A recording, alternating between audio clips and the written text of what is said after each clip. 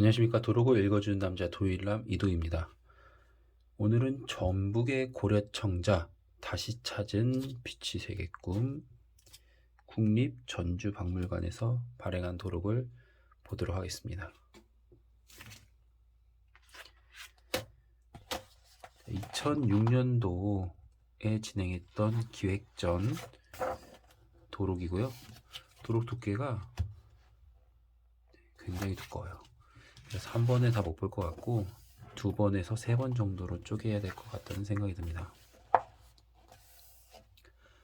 주로 부안, 강진, 고창, 이제 부안 쪽을 위주로 나오고요. 이제 바닷속에서 이제 도요지에서 나온 도요지 출토품과 바다에서 올라온 해저 유물까지 나오기 때문에 굉장히 좋은 도록이라고 봐요.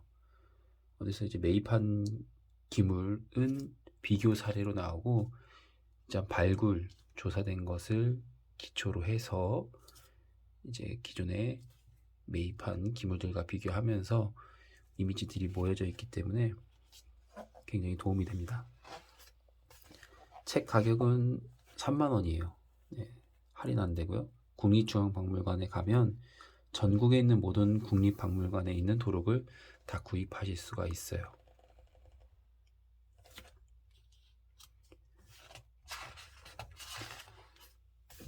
자, 먼저 1장 하늘의 조화로 빚은 꿈. 부안군의 유천리 가마터가 제일 먼저 나오는데요. 자, 첫 번째 기물부터 제가 가장 좋아하는 기물이 나왔어요. 국립중앙박물관에 있는 모란무늬 매병인데요.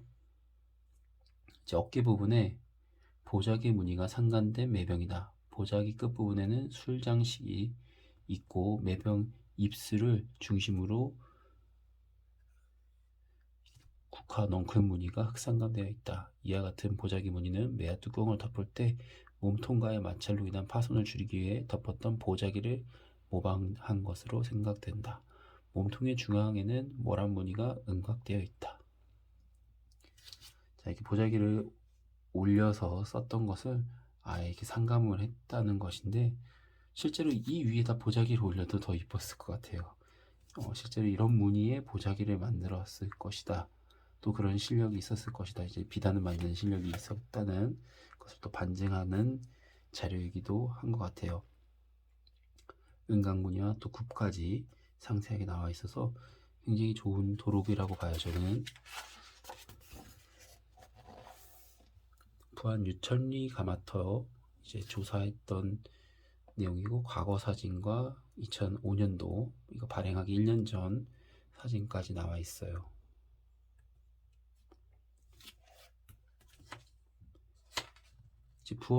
부안 유천리 가마터는 이제 강진 청자와 함께 이제 고급 청자를 만들었던 상감 고급 청자를 만들었던 대표적인 청자 도유지죠. 고려 청자 매병인데요. 어깨에 백상가마로 장식된 여의도 무늬가 그려져 있고 바닥에는 음각으로 해자 글씨가 있는 게 또 있고요. 이것처럼 뭐 돈진 또 노자 뭐 이런 식으로 제작자의 이름이 적혀 있는 것으로 추정되는 은각들이 들어있는 것이 더러 있습니다. 이런 도요집 수급된 도요집 파편들을 또 토대로 이런 국립중앙박물관이나 이제 어디 전시되고 있는 기물들을 비교하면서 이 기물은 어디서 만들어졌을 것이다 라고 추정을 하는 것 같아요. 자, 도편에 나왔던 이런 그림과 국박이 있는 이런 그림 수준들을 보면 이거는 아마 부안에서 만든 기물이었겠구나 이런 식의 유추 과정을 거칠 수 있습니다. 다시 말하면 내가 소장하고 있는 또는 어디서 봤던 기물이 도요지가 어디인지를 한번 알아볼 수 있는 방법이라고 생각하시면 될 것 같아요. 그리고 이제 무늬에 대한 기본적인 설명도 있기 때문에 무늬편을 따로 보지 않아도 될 만큼 설명이 잘 되어 있습니다. 연꽃은 재생, 환생, 탄생을 뜻하며 중국과 한국에서는 상서로움을 상징한다. 불경에서는 극락의 세계를 나타나는 것을 연꽃 속에서 화생한다 하여 불교 문화의 상징적인 무늬로 불상의 대자, 강배, 기와 등의 장식대에 사용된다. 또한 한국이나 중국에서는 도자기 무늬로 널리 이용되었다. 연꽃 무늬는 근데 근래에도 계속 사용이 되고 불교 미술품에는 굉장히 많이 들어가 있죠.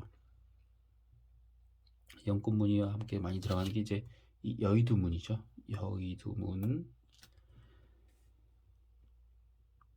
그리고 이제는 효문이라는 음각이 들어가 있는데 또 사람의 이름으로 판단된다고 되어 있습니다.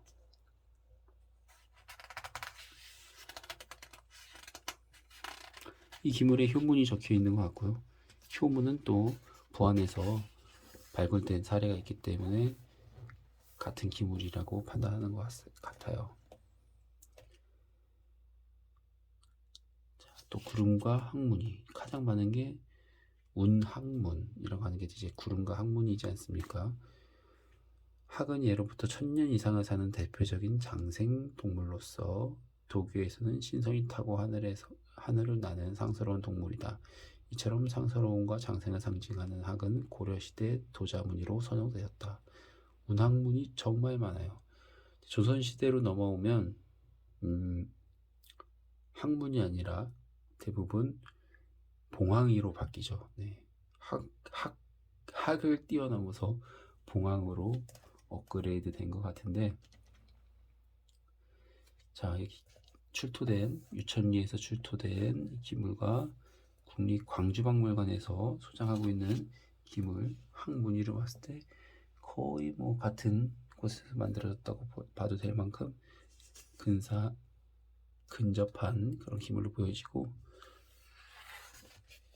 또 뒤에서 보시면 자, 출토 기물과 지속적으로 이제 유입 또는 매입한 기물들을 비교하면서 나와 있습니다. 돌려 말하면 시중에서 우리가 구입하고 살 수 있는 또 이런 기물들이 있겠죠. 이런 기물들도 이렇게 충분하게 우리도 사료적으로 또 그 출처와 도유지를 다 확인할 수 있다는 것입니다. 그래서 이런 도록이 중요한 것 같아요. 이게 굉장히 두껍고 가격도 좀 나가고, 그럼에도 제가 사두었던 게 이런 부분 때문이었습니다. 도록을 살필 때 꼭 도유지 출처가 있는 이런 거를 찾아야 된다. 다 구입한 유물로만 전시되어 있는 도록은 좀 힘이 약하다. 그리고 두 번째, 이 굽이 나와 있어야 된다. 저의 도록 선택 기준입니다. 굽이 나와 있어야 되고 출토지 또는 출처가 나와 있어야 된다.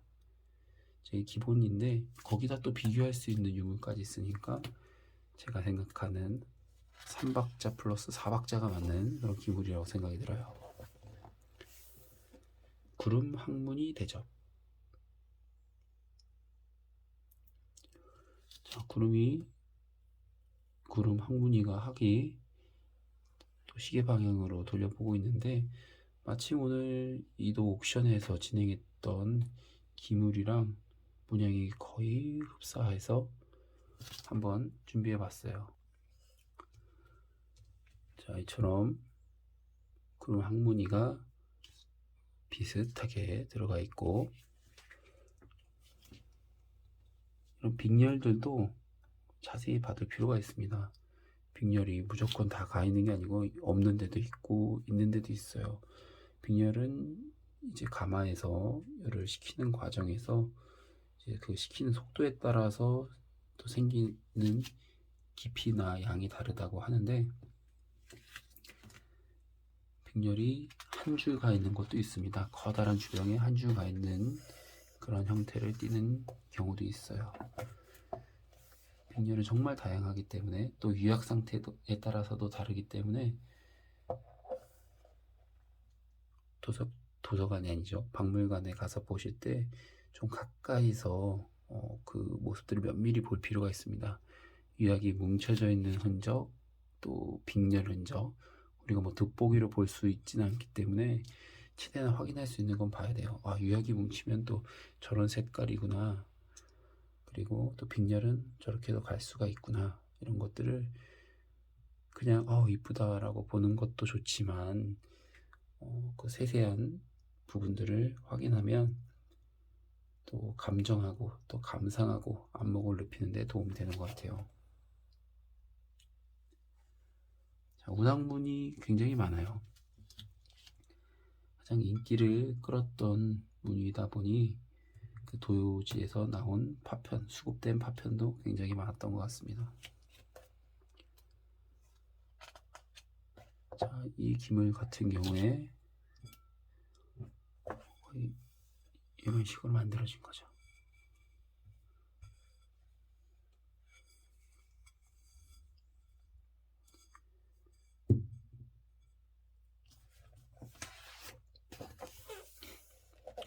포도무늬, 포도랑 이제 원숭이 들어가 있는 무늬들도 많이 발견이 되는데, 포도무늬가 우리나라에 전해진 것은 8세기경으로 실크로드의 움직임이 절정에 달했던 중국 당대 문화교류의 영향으로 받은 것으로 보인다.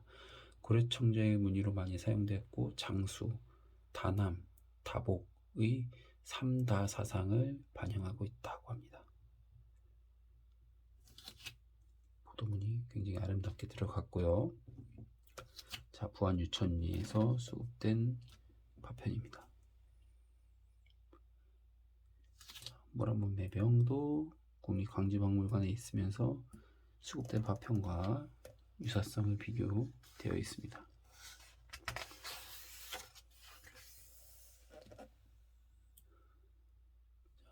지금 갖고 있지는 않은데 이 상감이 막 물에 떠 있는 것처럼 정말 전살지 붙인 것처럼 이렇게 깔끔하게 나와 있는 상감 기법들이 간혹 있어요.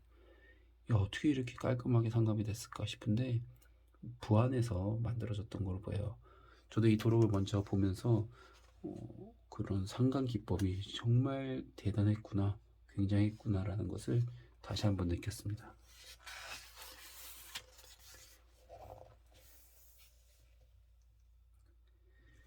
모란문은 청아백자에서도 많죠. 부귀를 상징하며 공예품의 무늬로 널리 사용되었다. 삼국유사에는 당나라 태종이 신라 선덕여왕에게 모란을 그린 그림과 씨앗을 선물했던 이야기가 기록되어 있으며, 중국의 송대 이후에는 넝쿨, 당초 무늬와 결합되어 도자기와 칠기 등에 널리 사용되었다고 합니다.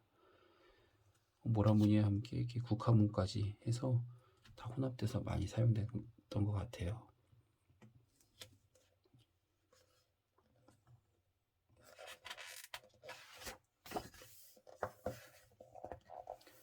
모란문과 국화문.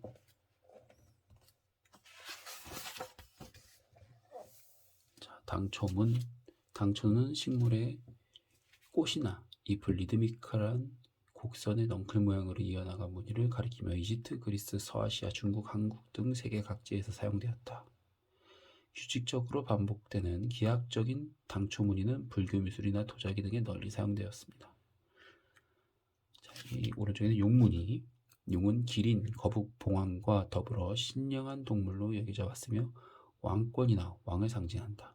또한 호국, 호법, 신인 동시에 상서로움, 입신양면을 의미하기도 한다. 삼국시대부터 고분 벽화나 공예품 등의 장식으로 사용되었습니다. 자, 이런 또 도편들이 발굴되었고 그것에 맞춰서 기물까지 예제로 되어 있어요. 국립중앙박물관에서 볼 수 있는 기물, 전주박물관,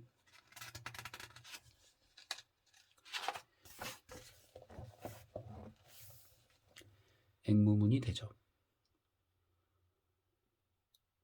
자, 중국 당대 도자기 무늬로 사용하기 시작했으며 당대에 본래 금, 은, 그릇을 장식하던 것을 도자기에 표현한 것이다. 신라 흥덕왕 당나라에서 가져와 온 한 쌍의 앵무새가 있었는데 먼저 죽은 암컷 앵무새를 그리며 울다가 죽은 수컷 앵무새를 위해 노래를 지었다는 기록이 전해지고 있다.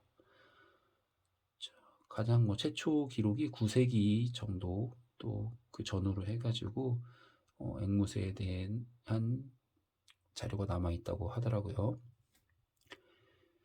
자, 12세기 정도 이제 은각들이 한참 나왔을 때 만들어졌던 기물이고요. 앵무문 같은 경우에는 더러 보이죠. 네, 청자에 특히 많이 보입니다. 여지무늬도 이렇게 나와 있고요. 유학이 굉장히 두꺼워요. 유학이 두껍고 푸르스름한 것 같은데도 또 상감이 밑에서 올라왔을 때는 정말 투명한 물 같다는 느낌이 들어요. 국화무늬, 가장 많이 사용되는 국화무늬죠. 국화는 안락과 군자의 충의를 의미하며 사군자라 하여 매화, 난초, 대나무와 함께 선비의 기상을 상징한다. 고려 청자에는 국화무늬가 많이 사용되었으며 특히 국화 넝쿨무늬는 청자의 빛이 색깔과 어울려 소박하고 담백한 맛을 자아낸다. 9월은 국화가 피는 계절입니다. 곧 국화꽃 향기가 퍼지는 것을 기대해 볼게요. 장과 뚜껑,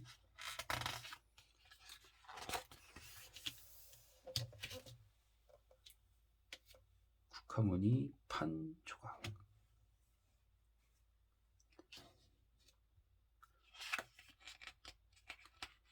청자로 지붕도 만들었을 정도니까 다양한 생필품을 만들었을 거라고 보여져요.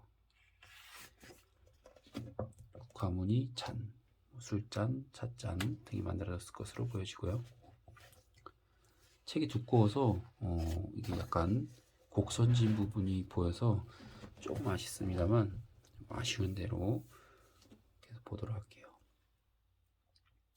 국화무늬 접시,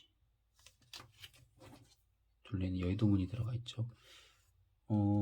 분청사기와 고려청자의 차이점은 분청사기는 인화문이 줄을 이룬다는 것과 분장을 했다는 것, 그리고 태토, 그리고 청자의 이 인화문 중에서 이 여의도문이 청자는 들어가는데 분청에는 거의 없는 것 같아요.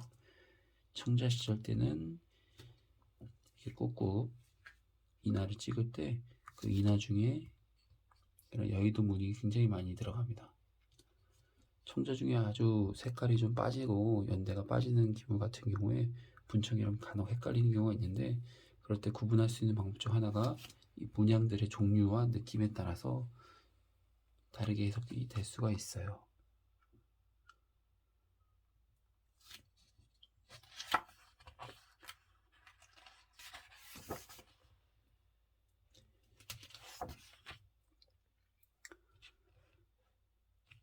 자, 어떤 이유에서인지 국 바닥에 이런 흔적이 있어요. 뭔가 글씨를 썼던 건지 음각을 한 건지 복잡하게 돼 있는데, 오늘 했던 기물 중에서 비슷한 사례가 있었어요.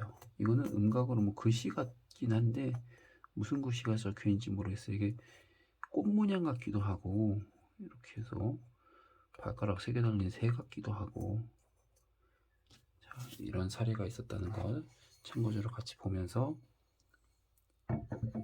다음 페이지 한번 보도록 하겠습니다.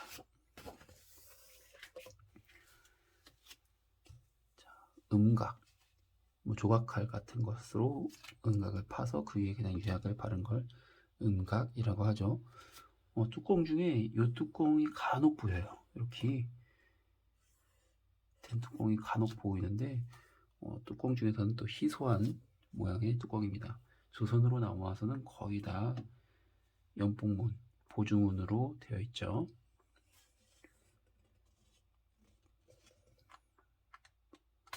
자, 이 형태를 능화문이라고 하고요. 자, 고려시대 때는 의자도 고려 청자로 만들었고요. 화분도 청자로 만들었고요. 자, 구멍을 뻥뻥 뚫은 걸 투각이라고 하는데 주로 베개나 합, 의자, 필가 등 특수한 용품을 화려하게 장식하고자 할 때 사용했다고 합니다. 조선인 백자보다는 고려 청자 때 투각 기법이 굉장히 많이 사용됐는데, 그 이유 중 하나가 태토의 성질 때문에 조선시대 때 사용된 고령토가 들어간 태토는 투각을 해버리면 많이 갈라지고 쪼개졌던 거예요. 그래서 꽈배기도 없어요. 근데 고려시대는 투각도 많고 꽈배기도 많습니다. 이 청자 태토 진흙 자체가 꼬고 구멍 뚫는 것에 강한 물성을 보였던 것으로 보여져요. 상형, 그리고 뭐 원숭이형, 뭐 기린형, 해태형, 사자형, 다양한 향로들이 있는데 그 위에 올라가는 다양한 무늬들이 있다는 것을 보여줍니다. 자, 부안에서 발굴된 도평과 국방에서 가지고 있는 기물 비교 사진입니다. 물안무늬 자판, 동화가 나와 있고요. 자, 구리 성분 안료를 사용하며 무늬를 그리는 기법이다. 구리는 청자를 굽는 정도의 온도에서 증발되기 때문에 완성품을 만들기 어렵다. 구리 성분 안료로 도자기를 장식한 것은 고려시대에 세계 최초로 성공하였다. 자, 청자를 굽는 정도의 높은 온도에서는 증발되기 때문에, 자, 구리가 녹는 게 예를 들어 900도고 청자가 1100도, 1200도라고 하면 청자가 녹아가지고 이렇게 유리가 됐을 때 구리는 이미 증발이 되고 없는 거죠. 그래서 문양을 남기기가 어려웠다는 겁니다. 증발이 돼서 없어지거나 까맣게 타버리거나 그런 것을 말합니다. 자, 천자가 들어있는 접시, 팔각배, 각접시, 상감이라는 것, 이것 다 뭐 인화는 찍어서 만든 거고 상감은 판 건데, 상감은 태토가 마르지 않은 상태에서 끝이 뾰족한 도구를 이용하여 무늬를 새긴 후 그 파인 부분에 흰 흙이나 붉은 흙을 메우고 유약을 입혀서 구웠을 때 흰색과 검은색 무늬가 나타나는 기법을 말합니다.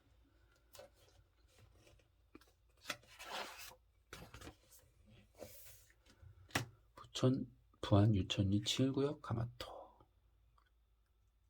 이제 가마터마다 이제 어떤 기물이 출토되는지 약간의 특징들이 있었던 것 같아요.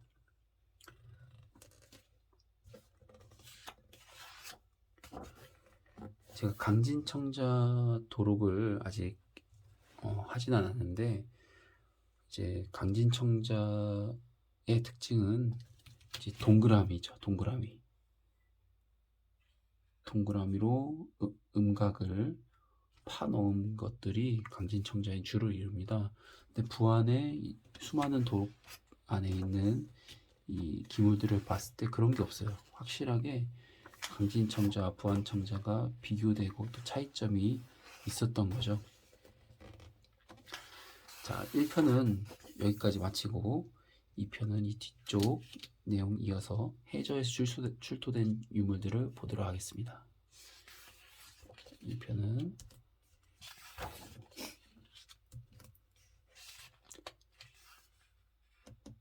운용리, 동물형 나왔던 것 확인이 되고요.